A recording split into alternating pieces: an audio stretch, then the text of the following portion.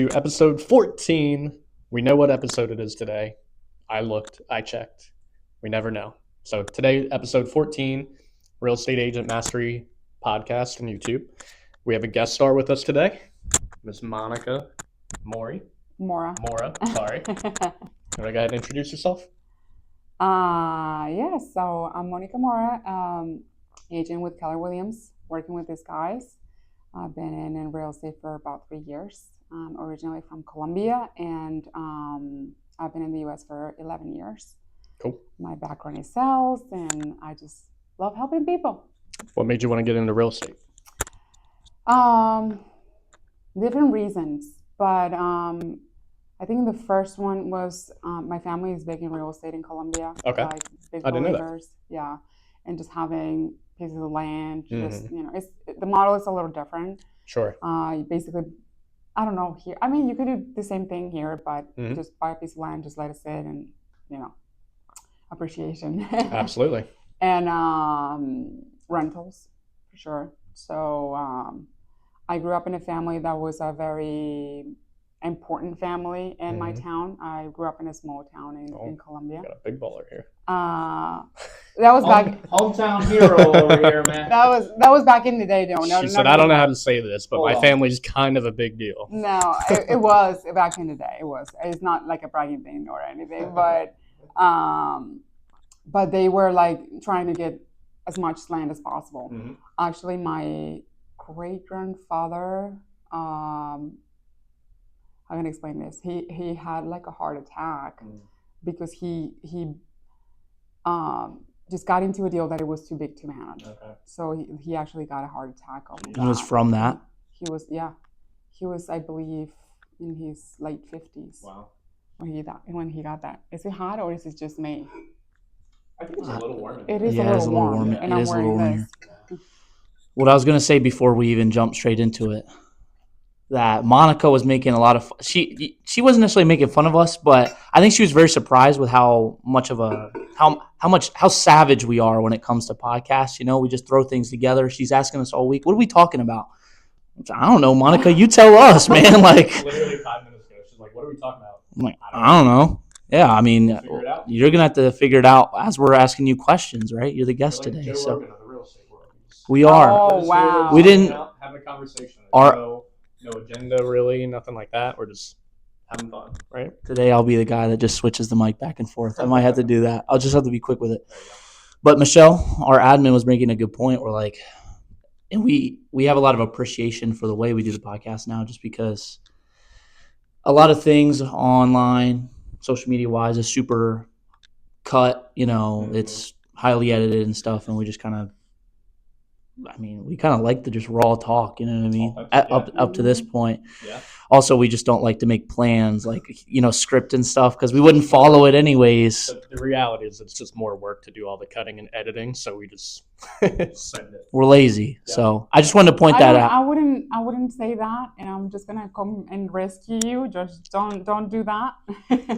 Because first, you guys did it. You started, right? Yeah. And I commend you for that, and I've seen your YouTube and stuff like that, and I think it's great. You're adding a lot of value to our professionals, our industry, sure. And that's awesome. And it's not a matter of being lazy. It's just like a matter of there's a process to it, and eventually you'll get to the point you're Joe Rogan of the real estate, right? Yeah.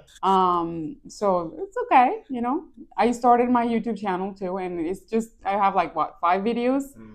And the first one, I'm like, I don't even want to look at it. You know what I mean? Monica's stuff's good. So, obviously, shout yourself out. But Monica, when I watch some of her Instagram reels, I'm like, oh, man, I'm sorry. That's too much work. Just even having to move the camera once, I'm like, Well, listen, I have a great team, and I've learned a lot. And like anything in life, you just like surround yourself with people that can teach you stuff. You just ask questions. And that's really how I learn English, right? Yeah. Everybody says like, oh, you don't have a lot of accent. I know I have one, but it's not as strong as any other Hispanic. You know what I mean? And as soon as I came to this country, that was my first request to people around me. My friends, my boyfriend at the time, or whatever. Just teach me, right? How to say something or Right. how to say it in another way, stuff like that. Right? And you just gotta do things. So I really commend you guys for doing this. This is awesome. I think, and for inviting me to this. Yeah. No doubt. I'm Just sorry don't for embarrass me. interrupting. Don't I just wanted to embarrass me. say I wanted to talk a little bit about that before we really got started. But Just don't embarrass sorry me. to interrupt. I will be like mute if you try to embarrass me. So when Monica said that her family was important, she meant that she's actually related to Pablo Escobar. So Oh gosh, we don't want to go there. This is gonna get spicy. That's the truth behind. Listen. She's downplaying it a little bit. Oh gosh, I get this all the time because I'm Colombian, and my answer to that is, if I was even involved in that stuff, I wouldn't be sitting here. Yeah, that's true. I would be probably in a yacht or somewhere not here. That's true. That man had so much money. Oh my gosh. You ever watch that movie Blow? That's a great movie. Is that with Johnny Depp? Johnny Depp? Oh my god, that's one of my favorite movies. I watched it a long time ago. I watch it like once a year at least. Is that with what's the girl? Is it Penelope Cruz? Yes. Okay. Yeah. Oh gosh, I'm remembering names, like a name, the actor, actress, the name of the movie. That was my cousin. That was my sister. Yeah. Well, the actors. Oh well, listen. I wish. No, they're crazy. They replicated it so well. Yeah. No. But yeah, I get that all the time. I bet. But no. So what are we talking about today? We have a topic. So we're just kind of making it up as we go. That's fine. Let's talk a little bit about like your business. Can we do like a coaching session almost, like an audit? Do you know like your numbers off the top of your head, your average sale price, your average days on market, your average commission, your average that's a lot net of details. Do you know how many people you have in each like of your pipelines? Do you know where people come from? Like, dude, I told you not to embarrass me. I'm not. No. In front of all my it's friends okay. And family. No, nobody knows this information. No, like almost nobody knows that Mm. information off the top of your head. But if you do know any, you do. I do. Yeah, Mhm. I do. But 99.999% of people don't know any of that stuff, right? So let's just talk about it. Let's just see like if there's any opportunities to increase your business, if there's any like bottlenecks or loophole, anything that you're missing out on. Mhm. Opportunities for you to maybe increase your average sale price, maybe increase your average commission, whatever it is, right? Mm-hmm. Well, here's the one thing that I would say. I've been improving a lot because I feel like now what are my weaknesses and what are my strengths. I just realized that the fact that I speak Spanish is one of the things that not a lot of people do. Oh, yeah. Right? And there are many agents that speak Spanish, but not many of them that are good. Right. Right? Oh, yeah. So to answer your question in a short way, I say like, I do track certain things, but I'm not a master. Sure. I don't know all the numbers. I'm not either. Stuff fine. like that. All right. So technical error there. We were talking about leaning into the Spanish community. Yes, cool. Definitely. So just trying to find the people and the resources, say like lenders, attorneys that speak Spanish. Yep. That's basically something that I'm just focusing on, and just getting the systems right, because we know that this is, I would say like any sales, any business, right? You gotta have systems. So a good CRM, just even if it's not necessarily a good CRM, just like having one and one that using you use. it. Yeah. Exactly. Absolutely. So, what do you use now? Do you use Command? Yeah, I use Command. Okay. Command's good. Yeah. Yep. And I don't necessarily like pick like a price point because sometimes I'm like, I don't want to. Wait, continue though, because like I was very much listening. Yeah. Okay, so I was in the systems part, and we were just talking about KW. Just exactly, and just building the systems, having the right people, knowing what to delegate. So say like, for instance, I'm getting these guys to do social media for me, just good content, good videos, stuff like that. I feel like all the courses and videos that I watch from other people, it's like marketing is such a huge thing nowadays. Like this is so important for people to see like how you work, how you communicate with other people, how you negotiate. Sure. That translates in everything, right? So again, short answer, no, I don't know everything, but I'm just working towards that. Cool. And my focus is just customer service. It doesn't matter who you are. It doesn't matter if you make, you know, 30,000, 40,000, Mm-hmm. 50, $1 million. I'm gonna treat you the same way. Absolutely. So that's basically it. And my mission really as a realtor is just to serve people with integrity and compassion. You know, everybody deserves that, and just empowering people to make decisions based on the data, Mm-hmm. not the emotions. Sure. So that's what I'm trying to do, just build on that. I love it. So yeah. She gave a politician's answer, didn't she? I did. No, to be fair, we asked her. I'm messing with you. I did. I know that is a lot. Like it's like I know it. If you can ask me a question at a time, and then but I just don't have an answer for all I that. know. Really. I'm just kidding. Well, I just want to dive into it. Like, I mean, if you don't mind, of course, just dive like straight into it. Sure. Where's if you had to split your business up into percentages or buckets, like what percentage would you say all your business comes from? And then I'm just gonna keep. Referrals. So would you say it's like 90%, 100%? Good 95. 95. What would be the other 5%? Just people that I have in my database that I have gotten from other stuff, like, you know. Just oral leads from here and Older there. leads. Some I wanna open say house, older some leads. this. I don't want to mention exactly. I Right. think you know. Oh yeah. Okay. But, so then how are you? So that 95% being referrals. I mean, what's your Yes. system for getting more referrals and continuing to do that business? Talking to people, just being out there. I was telling someone yesterday, I think, that I went to the homeowners expo at the Chase Center. Yeah. I think that was a couple months ago. What was that? It was great. Yeah. It was great. I got to meet a lot of vendors and stuff like that, and I got to meet a guy that is painter. He, you know, paints houses and commercial and residential and whatnot. And he speaks Spanish. He's Mexican, so we got along, you know. And he's like, "Hey, I do this, paint houses, you know." Vendors and realtors obviously got to be connected. Sure. And we got along, and he sent 3 referrals to me already. That's awesome. Wow. So yeah, I was just like, "Oh, okay," and I'm like, "Thanks." Yeah. I'm like, "Why are you doing all of this?" You know, he was kind of like, "Oh, weird." No, we interrogate her real quick. But Interrogate. it was ahead, really good. Okay, where are you gonna say No, that? I'm not interrogate at all. Obviously, I'm joking, and I can joke like this because me and Monica are actually friends.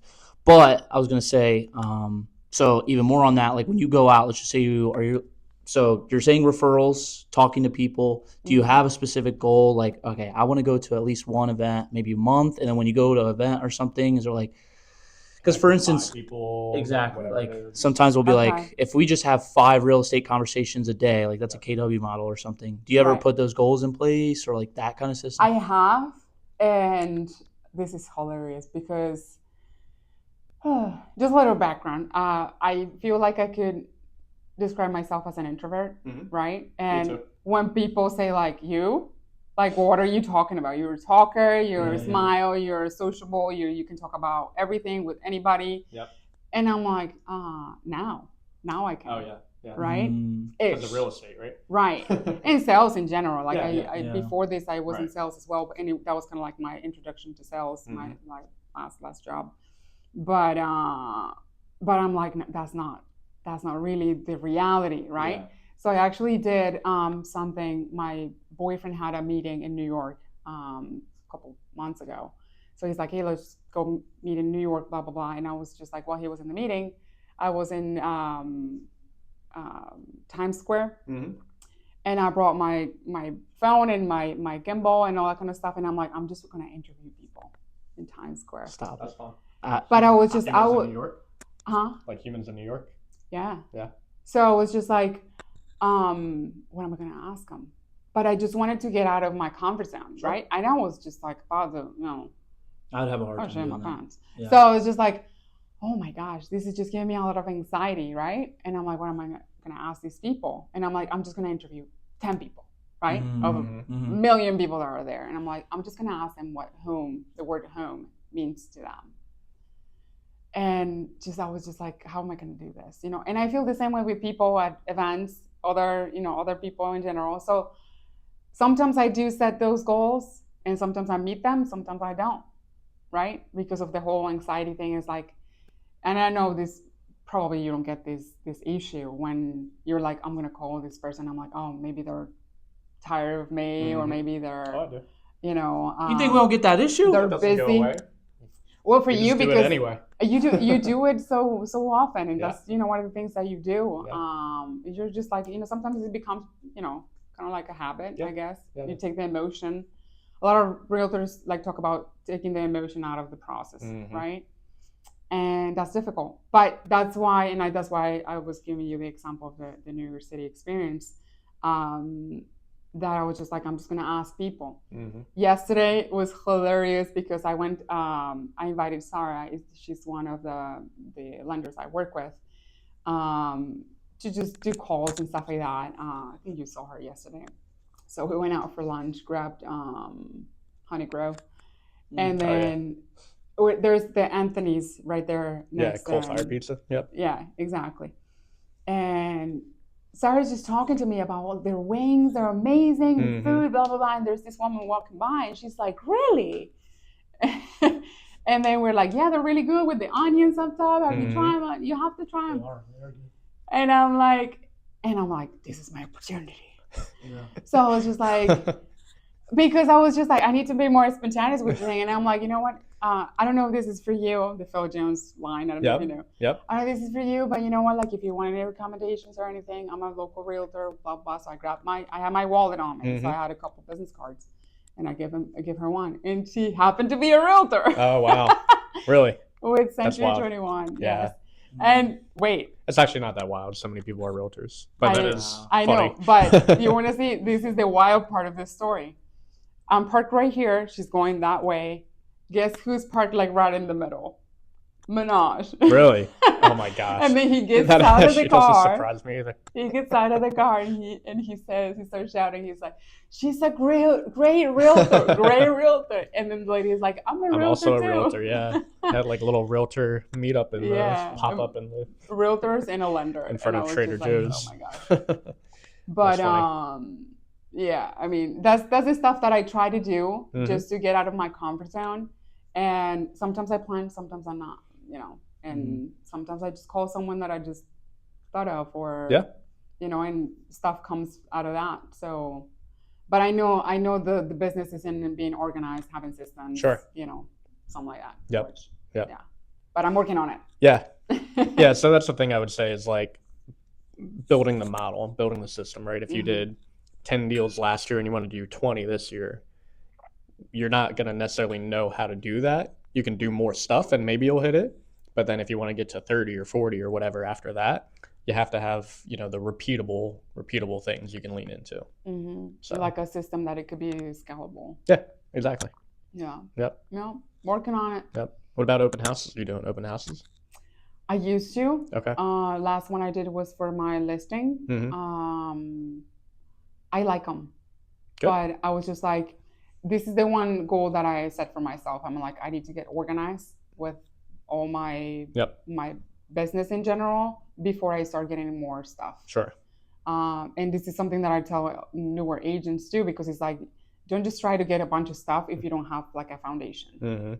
And I feel like that's something that we as an industry just struggle with.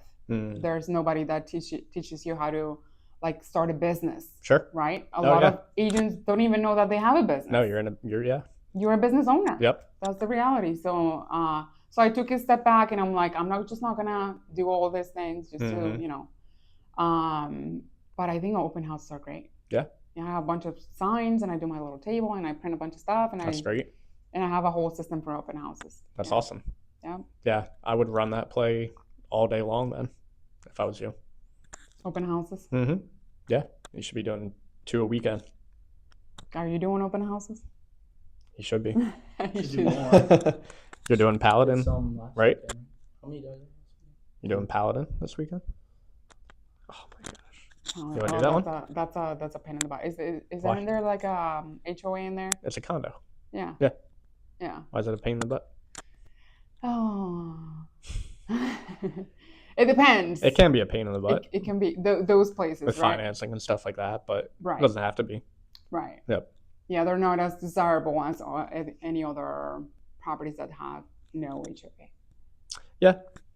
So that's the thing. That's the one thing that I would say with open house, especially when they're not my listings. Mm-hmm. It's like I really study what I'm Mm. doing. For instance, I went to one. I won't say his name, but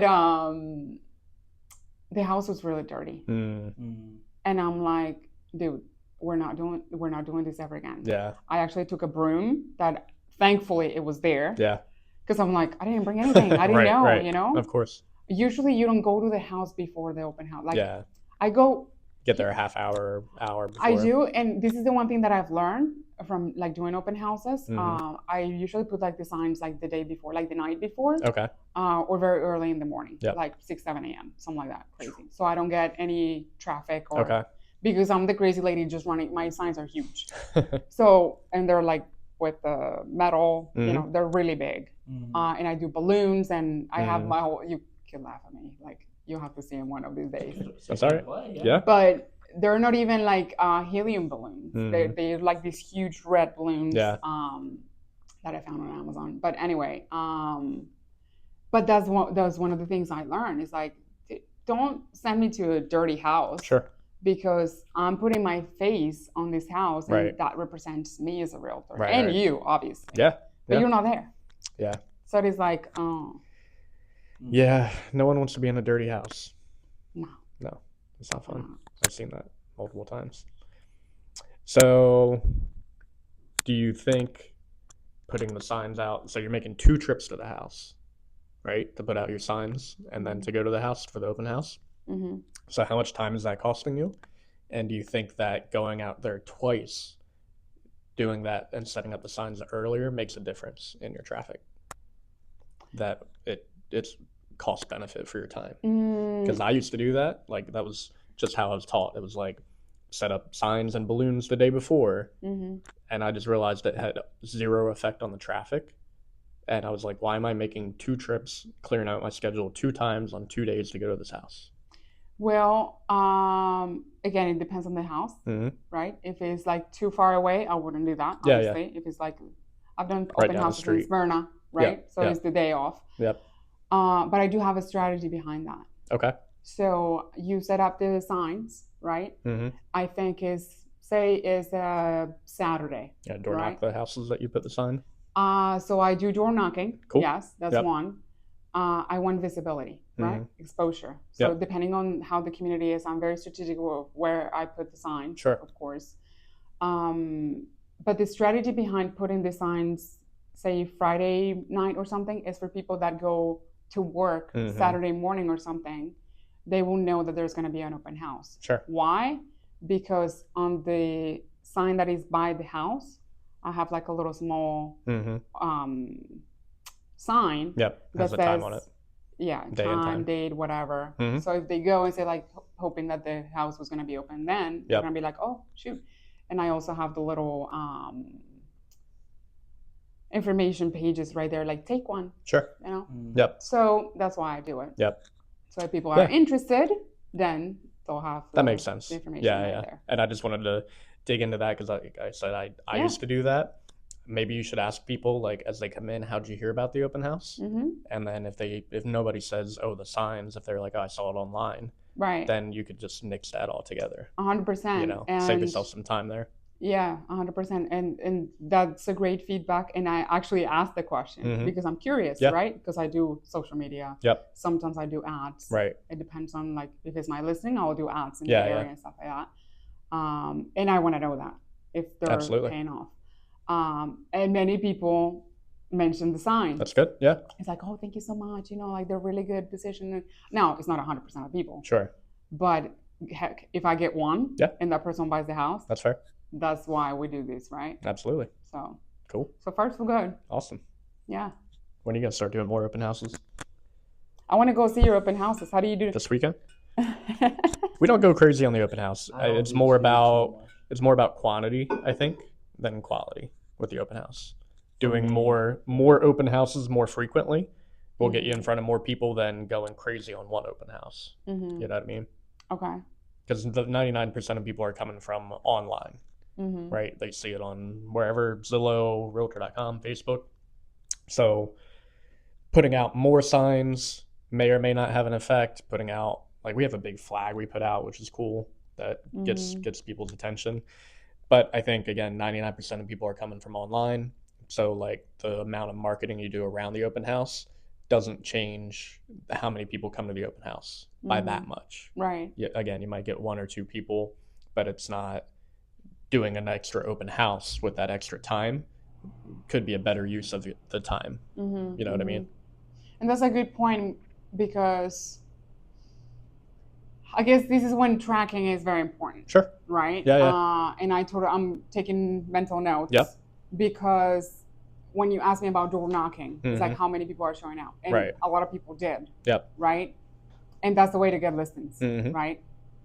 And just for me, door knocking is like get to know the people in the neighborhood, just Yep. asking, first Yeah. person, like, right, how do you call it? That's awesome that you're door knocking. There. Huh? I said nobody wants to do door knocking. No, not anymore. Like, literally, I mean, people don't want to call anybody.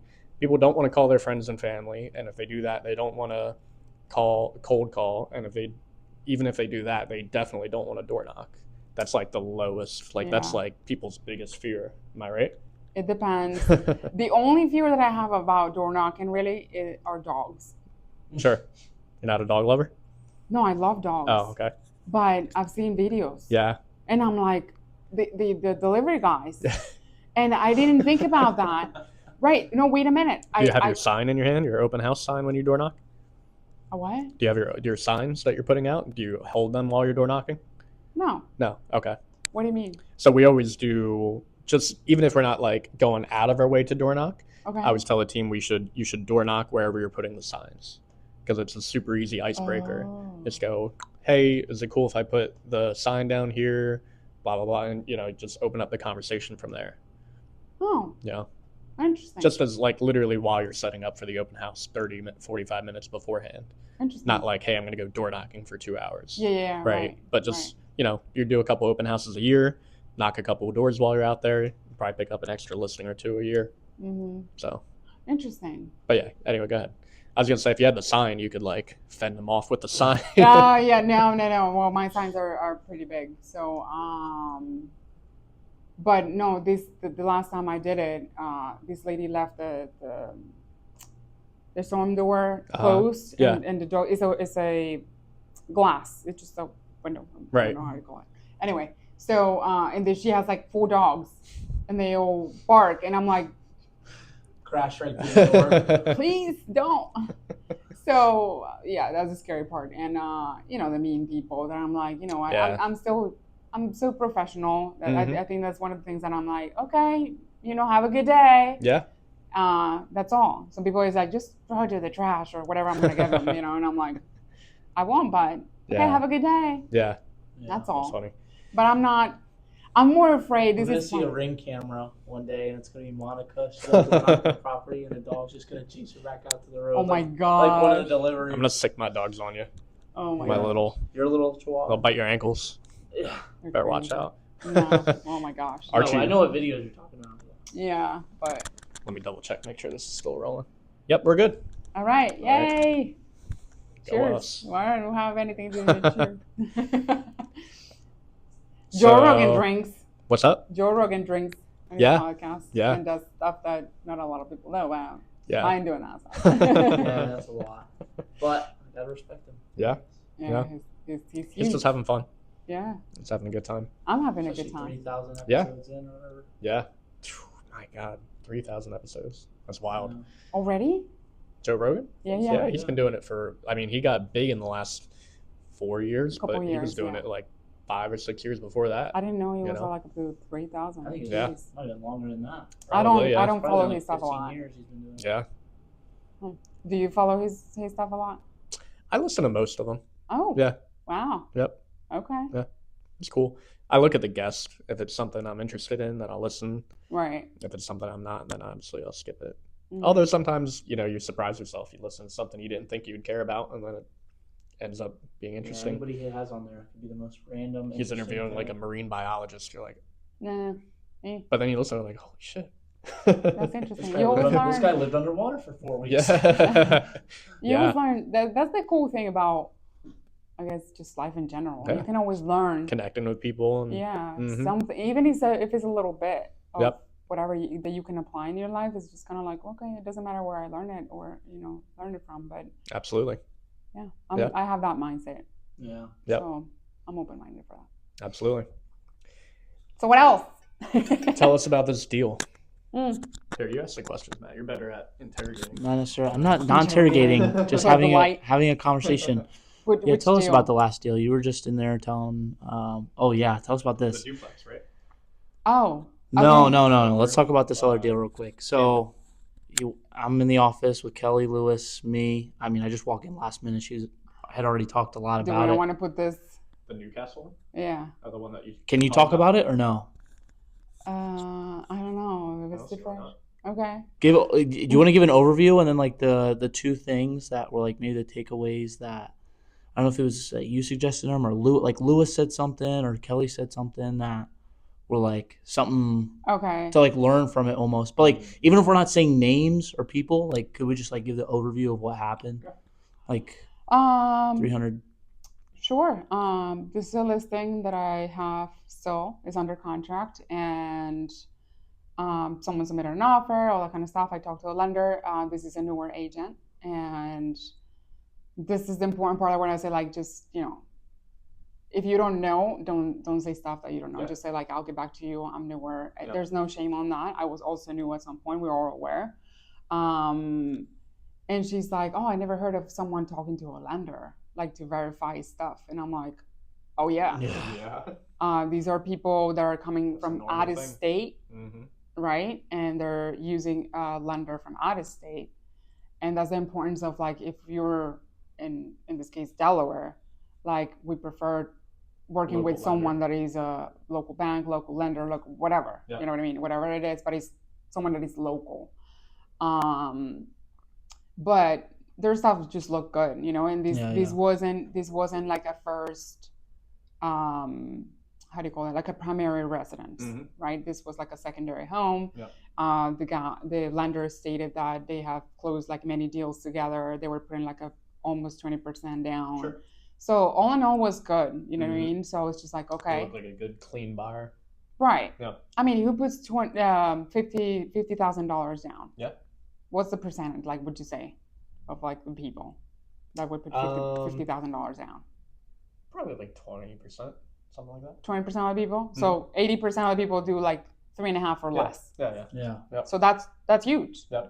So if you it's a good offer. It's a clean offer. Yeah. Yeah. Right. So just in the price point that listing's at, it's probably 5 to 10%. Yeah, exactly. Yeah, I mean, depends on the price range. 100%. So I was just like, they're considering just like having it there so they can just go back and forth. These people live up north. And I'm like, okay, cool. I'll talk to the lender. The lender tells me they actually put 18% down. Okay. And then I was just like, okay, can they just do 20? And they're like, they just chose to do 50,000. That came out to 18%. Okay. Yeah. But he said, oh, they have enough money to put 20, so they might change their mind. Sure. And I'm like, okay, cool. So that was the first part where they say like, check to the funds. Then second time was when we got the commitment letter. Nothing was just like very like, oh, we have to verify funds or whatever. No. Yeah. Everything was already verified. I actually double checked with my trusted lender. That was my first phone call this morning. I'm like, I just got this letter. What do I do? And basically the letter said like they don't have any funds, insufficient funds. And I'm like, okay, you don't do that stuff. And we all know that when you enter into a contract, you do it in a good faith. Yeah. That's why it's called good faith deposit or earnest deposit, right? Absolutely. Yep. And when people try to do, shady stuff about like, backing out or whatever they want to do, they just, lie. Yeah. So, long story short, I'm just dealing with that right now, trying to be very professional and trying to hold everything together because this other agent is also new and she's like doesn't really know what she's doing. So I know we talked about it when you called, but what's the game plan with it? So I just talked to the agent and I said, these are the options. I happened to go to my attorney's office this afternoon before I came here, and he said it seems like they don't have any grounds to get their deposit back. Right. So I put the ball in their court, and I'm just waiting for her to get back to me and say like, listen, I mean, these are the things, like, what you did, what you signed. Right. The seller is entitled to keep the deposit. So I'll just wait. Yeah. And see. Cool. Yeah, I'll keep you posted on that. That's all you can really do.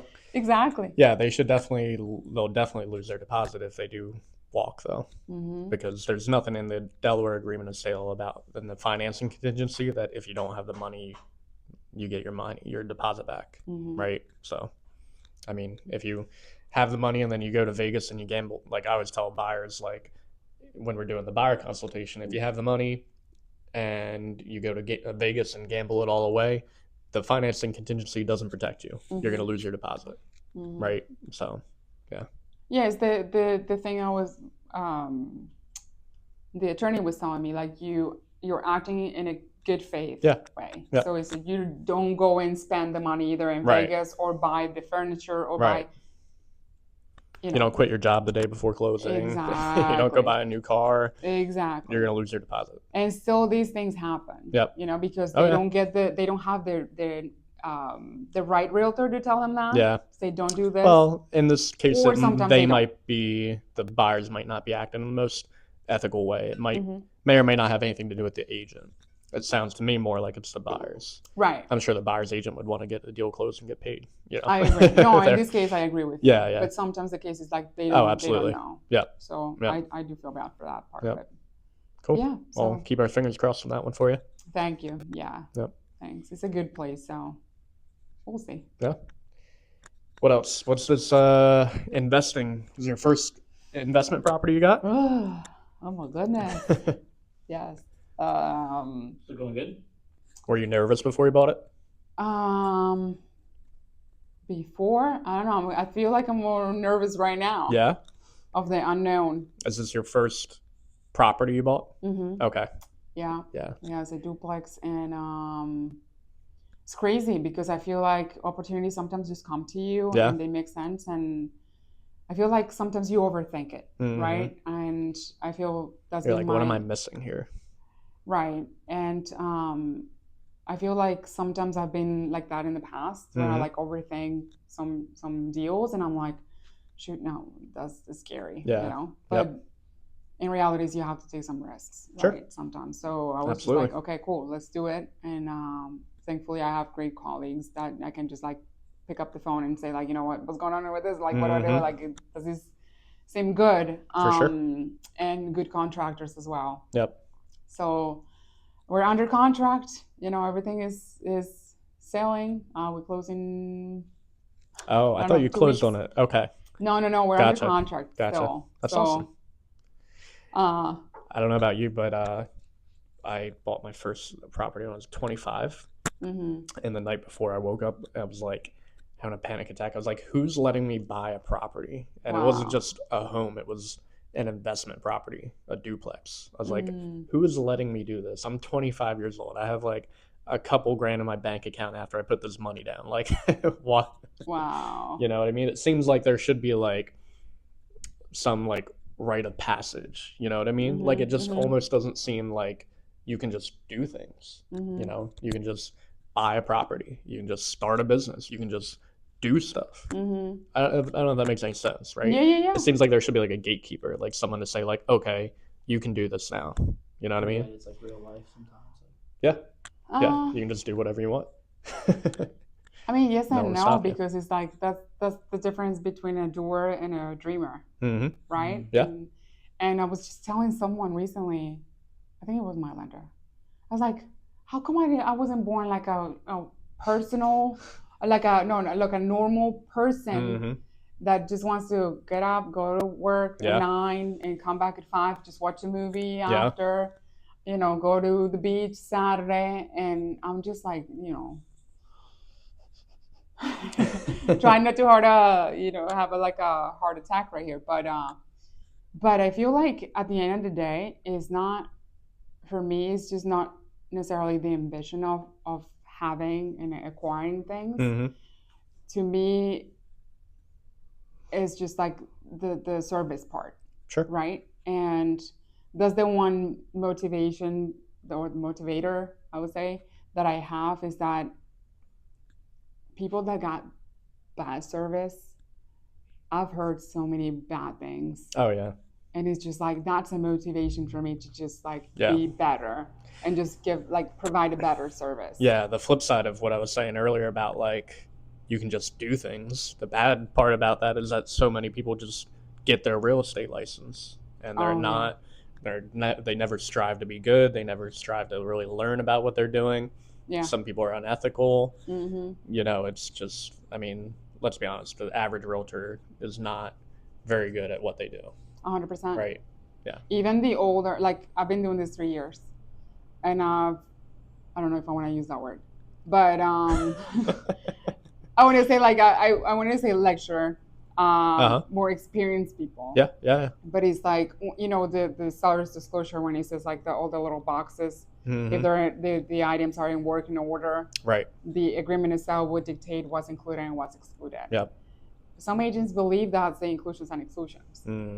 Yeah. Even the older people, and I'm like, I've gotten into arguments about that multiple times. Have you read, and I literally just take the thing and just read it. It's on the agreement of sale. Whatever's on the agreement of sale. Exactly. Yep. So I'm like, how long have you been doing this? Yeah.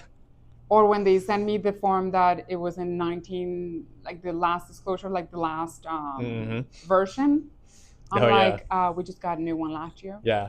Yep. It's been a year. So it's like, but yeah. Anyway, like, I feel that happens everywhere in every industry. You get the good ones, you get the bad ones, and we just have to deal with that stuff. I just had an agent call me 3 times in a 10-minute period earlier today while I was making my calls. And then he called the office. And Brian came in and was like, hey, you got a call here. And I picked up and he was like, hey, you're listing. I'm writing an offer. Are you paying out buyer agency compensation? I was like, sure, she's open to it. Just put it on the offer. And he was like, how much? I was like, just put it on the offer. And he's like, 2.5%. I was like, just put it on the offer, dude.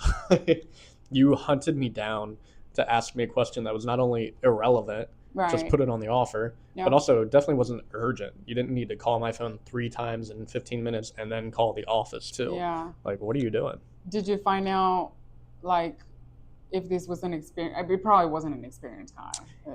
I think he's an older guy, just from talking to him. Okay. You didn't look at his, like, volume or experience? No. Just for curiosity. I would. No. You don't want to waste your time on that. Exactly. Yeah, just I get it. move on. Yeah. And that's something that another agent taught me how to do. Like just look at the volume that they do. Yeah. But sometimes I get surprised. I'm like, man, if this person can make this amount of sales, it's like doing this crap. Right. I'm like, well, why not me? I know. I'm like, what am I doing wrong? And it's just like, reality is just like, there are so many things. What are our worst enemies? Yep. They're overthinking, they're not taking action, they're not organizing. Yep. And I know all that. I'm just, we're all working on that stuff. You're working on your stuff every day. Every day, so. Yep. I'm very far from perfect. Overthinking is a big one for everyone. Yes. I struggle with that all the time. What do you overthink about? I want to know that. Literally everything. Call my wife. She'll tell you. It might not look it on the outside, but I overthink everything. Yep. I overthink the business. I overthink, like, I have high standards for myself. So I tend to be pretty tough on myself about just being a good husband, being a good leader to our team, being a good agent for my clients, just pretty much every aspect of my life. So how do you deal with overthinking things? Just taking action. Yeah. Like my example for the New York part, It's like I thought about it, Mhm. you know, and I'm like, I'm literally shaking. Yep. And then I just decided to put my tripod right there, take a video of myself just talking about whatever, right? And then I'm like, I'm just doing it. Yeah. I get just It's one step, right? Just one step. get And then into take this one more. persona, I think, you know, because like as I said it before, I was just like describing myself as an introvert, right? But now I just got into this character. It's just like acting, really. Yeah. So it's just like you have to just, you know, and I'm like, you know, like what does I, you know, whatever. I love that. There's a book on that. Have you read it? The alter ego effect. I think it's something like that. I think I've heard of it. This guy wrote a book on it, and it's all about like he talks about some professional, you know, people like Beyonce is one of the examples he gives. Like she was raised like very like religious, and she was like a gospel singer in her church and stuff like that in the South. And like when she was coming up and becoming famous and doing more, you know, stuff that didn't quite fit like with the conservative, she was really having trouble with it. And she had to like she created the Sasha Fierce thing, right? Whatever. Okay. Like that was like her alter ego that allowed her to kind of step out of who she is day to day and like become a different version of herself. And he has like a bunch of different examples, like NFL players, a bunch of different people. Wow. Kobe, Black Mamba, right? Like that's a thing. Yeah. It's a real thing. Interesting. Yeah. Check it Yeah, out. I mean that's how you do it, and just like, you know, Googling stuff. Like, how do I do this? How do I do that? How do I, you know, learn how to stop being this way and just like learn.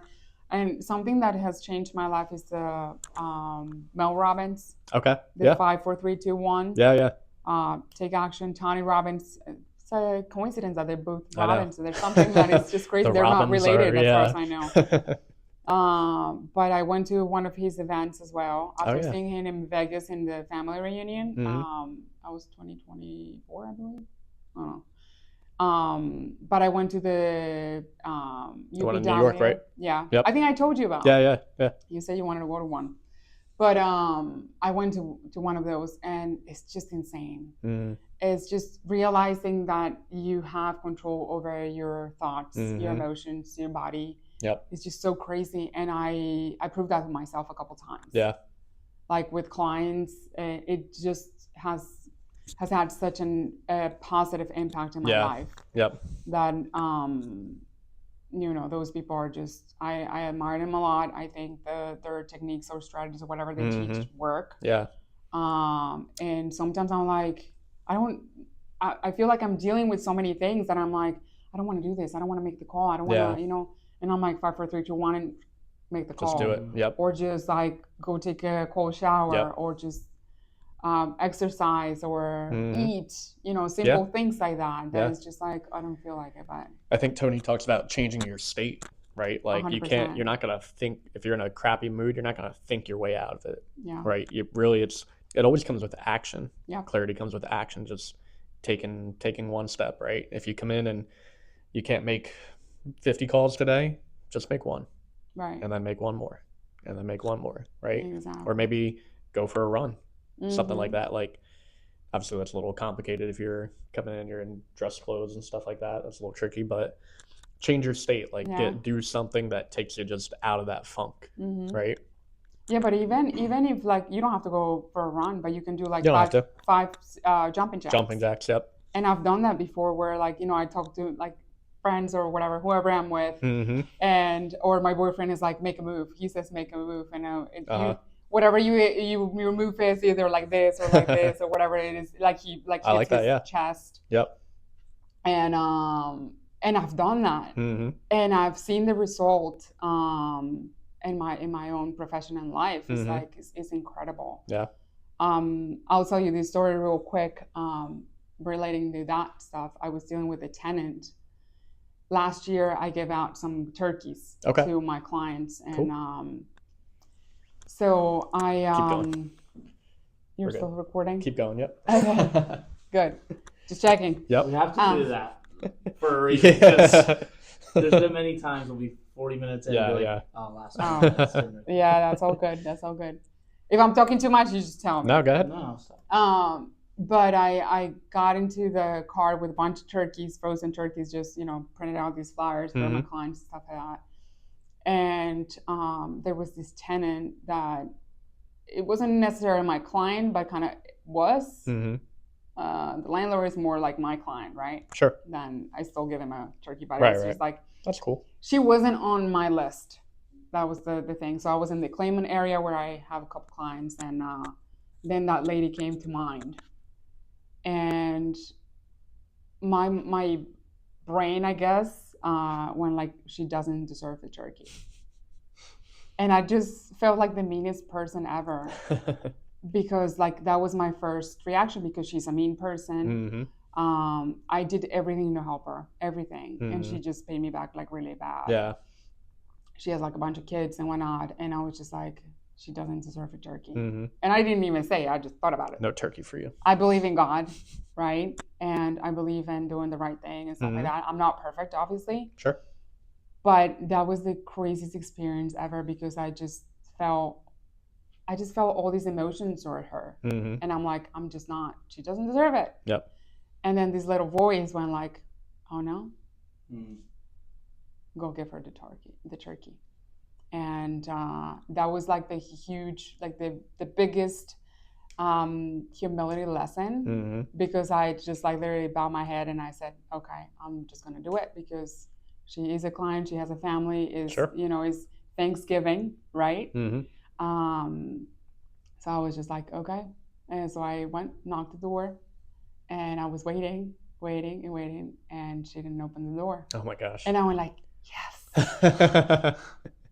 And then I heard the little voice again saying, wait. Like, no. There was the second part of the humility lesson right Yep. there. And I'm like, okay, knock again, right? And I waited.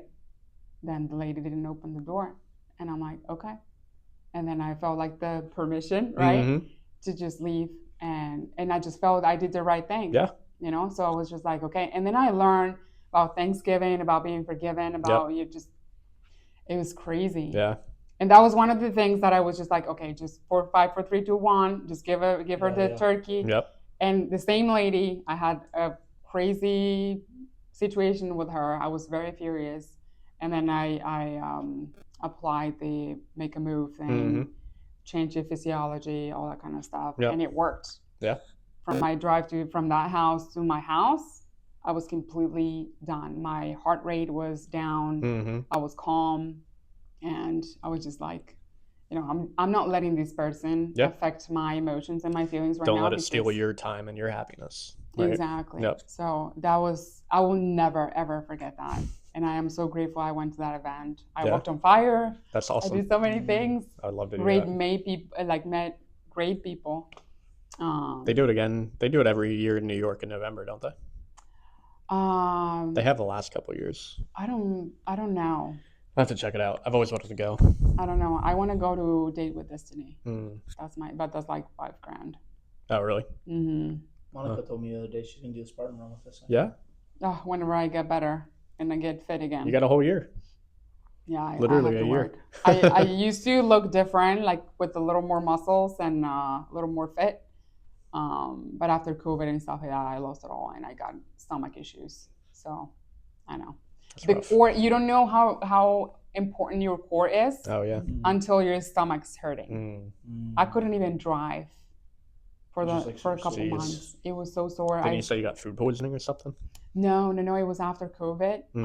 I got COVID 2022, beginning, end of 2021, I believe, beginning of 2022. And it's a long story that I don't want to bore you with. Sure. But my digestive system is apparently the weakest system of my body. Wow. Yes. So I used to work out, lift weights, squats and free weights and stuff like that. Like I know how to do it properly. Yeah. I want to say that I can do it properly. I don't know. But you can teach me next time. But yeah, I just like couldn't do it anymore. So I lost like 14 pounds. Yeah. And I wasn't overweight or anything. So like I look completely different. And then I got a jaw surgery. I think it was 2023. So I lost an extra 6 pounds or something. Wow. So 20 pounds off for someone that doesn't need to lose 20 pounds. That's tough. And to gain, that gaining muscle back is really hard. Gotta eat, Yep. gotta, work out. So Gotta eat a lot. I know, and I just like, I feel like You'll get back to it. Yeah, I will eventually. I will, but I have to give myself some grace. And Of course. Try to I'm just eat like having all these supplements like beef, whatever, and pills and take like probiotics and stuff. Bunch of crap. Yeah. A bunch of stuff. I don't want to call it crap. It's not crap, but good stuff. Yeah. But yeah, like that's it. Cool. Anything else? Not necessarily, no. Oh, we like talked about your deal that you're buying, but then we just kind of jumped over it. We do this all the time. We did. We'll talk about the one you're buying in Camden. Right? Hartley. That's right. Yeah. So we talked about it, but then we jumped on another subject. So give us a breakdown. What's that look like? What is the deal? How'd you find it? What's your plan with it? I found it through another agent in this office. Mm-hmm. I'm sweating, gosh. Sorry, guys. So yes, another agent told me about it because I was told him, it's like, hey, I want to invest eventually. That's like my goal. Sure. So he couldn't take it at the time, and he's like, hey, I have this deal. Do you want to take a look? And at the beginning, I was just like, So I gave it to my investor, one of the ones that I'm very close with. Right. And he didn't really pay too much attention to it. And then when this agent said, like, yeah, I think this is a good one for you, then I was just like, tell me more. Yeah. And then, it's a duplex and stuff like that. It was a good price. And I happen to have family members that support me on, with the money for the rehab and stuff like that. And so I was just like, okay, let's just, try it. That week, my boyfriend Pablo sent her some money for the rehab. What? Nothing. Go ahead. Gosh, I have to watch this Keep video. going. Anyway, we'd run the numbers. Like, we went to see the property, all that kind of stuff. My boyfriend happened to be in Delaware, here, that week. And we just made a decision. So he was like, I can't believe we just bought something. Wow. So yeah, it's closing in like 10 days. Let's say it. Cool. No, not even a week. So are you getting a conventional loan on it, or are you doing hard money or a DSCR? It is a conventional loan. Okay. Yes. And how much rehab does it need? I took my contractor over there, so like it's about as of right now, because you never know. Yeah, of course. But about 40,000 each unit, so 80. Wow. Okay. 80, and that's the very max. Wow. That's very max. That's like worst case scenario. We're talking about. And it's in good enough shape to get a conventional loan? Yes. Wow. 40,000 goes a long way. I mean, I just rehabbed a whole townhouse for 35. This is 2 units, right? Okay, right. So they need pretty much everything new. There's no like major stuff happen. Like, I'm gonna be honest with you, the only thing that is a concern is the crawl space. Okay. So if we're still waiting on the appraisal, by the way. Gotcha. So I'm like, lender, what's going on? Yeah. So she said, like, maybe because it's a duplex, I really don't know. We're just, following up every so often. It's probably tough to comp. I mean, there's almost no duplexes in Hartley. It's farm. The one farm next door area, so was a duplex. But other than that, that's it. Yeah. It was crazy to so find you get to like Dover. One. Yes. So we're just waiting on that. That's where you asked me before, are you nervous? Mm-hmm.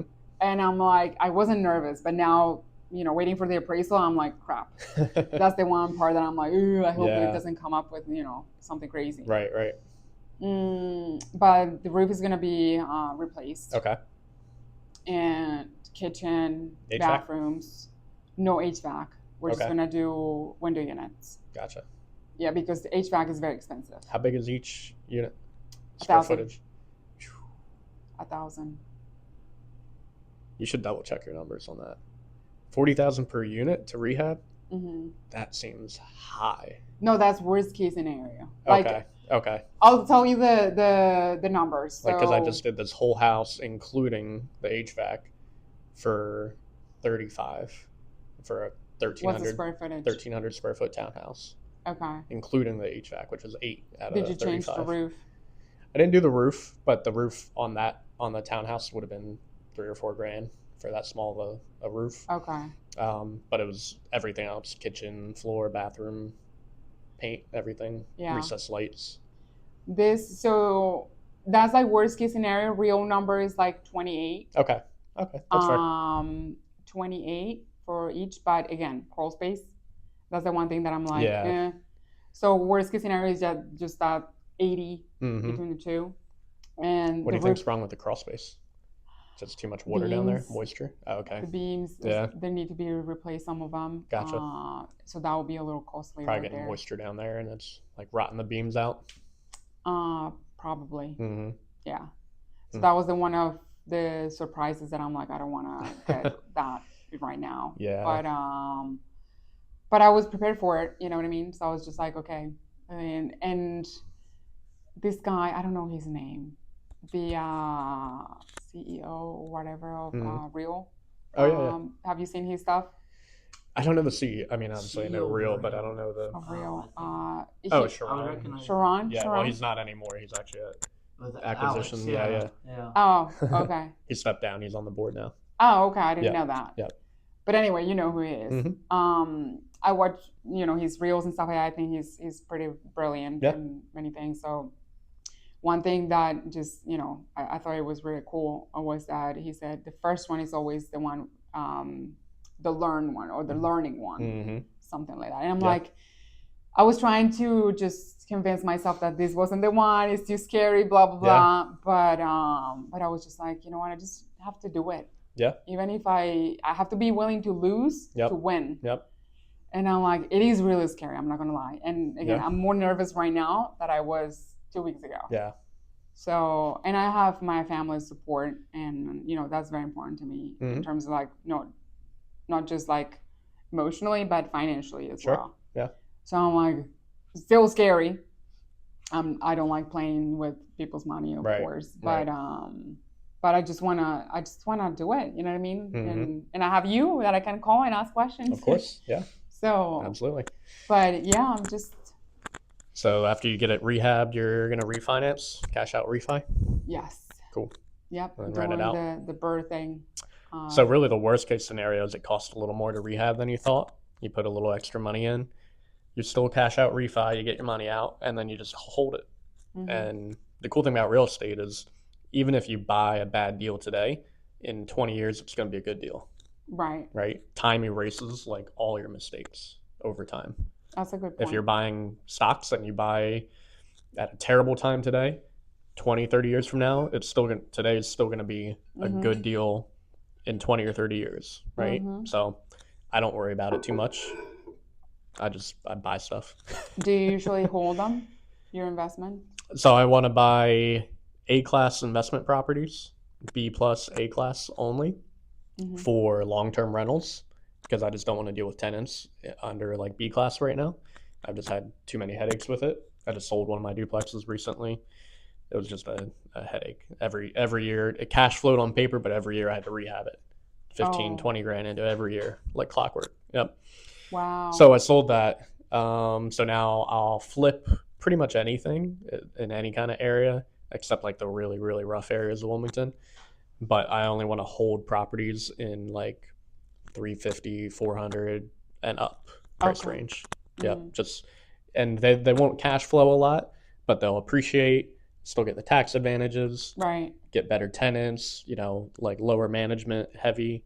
So that's my strategy right now. That's my buy box, which we just talked about on the last episode. Quick plug. That's true. Yeah, literally. Yep. Okay, I'm gonna have to watch that episode then. Yeah. But no, I like I said, I come from that background of, it's not that my family knows it all over there, and not that I have a real estate business or anything by any means, but I feel like if something stuck with me was just like hold it for a million years. And I was just like, I just got to start somewhere. Yeah. You know, Yeah. and on paper, right? Yep. The deal seemed good and I was able to do it. Right. And obviously we haven't closed yet, right? So Even if for the best. even if you don't really make money on it, it doesn't really matter because it's a learning experience, right? Yeah, 100%. I was just talking to an investor last night who was asking about how to get into it. I was like, he's in Charlotte in North Carolina. I was like, find a realtor, tell them you'll buy a deal, you'll actually buy it, right? How many investors do we talk to that say they'll buy a deal, you bring them a good deal where they're going to make 15% on it, and then they get cold feet, they won't pull the trigger, right? Mm-hmm. Or they lowball the offer. Right. That was already a good deal, and then Right. you wasted your time and your money. So I told him, find a realtor or a wholesaler or somebody, tell them, hey, look, it's my first deal. I'll pay you more than anybody else. Like, just tell them up front. Say, hey, I'll close on the property. If buyer A is offering you 200, I'll offer you 210, right? Because I can, it's my first deal. I just want to learn. If I make 10, 15, 20 grand on it, that's cool. But, you know, if not, that's fine too. I just don't want to lose money on my first deal, but I want to learn. So that's how you get your first deal, guys. Yeah. I was just like, yeah, like I said, I just wanted to start, and I had so much stuff going on, you know, and I've come from a couple of years of like personal stuff that I'm like, oh my gosh, I want to be done. Then I'm just putting all these things real estate related in my life, and I'm like, this deal that I have a client that is trying to purchase like a 1 point something million property for a business, and I'm like, that's new to me, right? Because it's a business, it's land, is so I've learned about zoning, you know, all these things. So it's just like I could have said no to that too. It's like I'm not experienced in that, but she's like, I wouldn't change you for anything. She says she tells me that all the time, and I'm like, that's so amazing, because I'm like, I'm working hard for that, and I'll be working hard for my duplex as well, because that's fine, you know. Yep. So I just gotta do it sometimes. You just gotta 5, 4, 3, 2, 1. Jump in, right? Yeah. Cool. That's all. I think that's a great way to wrap it up. Yeah, it is. 5, 4, 3, 2, 1. Anything let's else? go. I gotta go to an inspection now. Yeah, I think we're probably a little over an hour here. Jeez. See, it flies, right? You told me, you said. No, we're at 3:20. Monica's critique on Is it 3:20? I gotta go. I have an inspection at 4. All right, we're gonna wrap it up. I'm Rakan. This is Matt. Thank you guys for tuning in, and thank you to our amazing guest star, Monica Mora. Hopefully, she'll be on again in the future at some point. I'll tell you about my duplex whenever it's done, and all that. We'll check it out. Tell you about my deal in Newcastle, and we gotta find out how it ends. All right, thanks, guys. Thank you. All right, thank you, guys.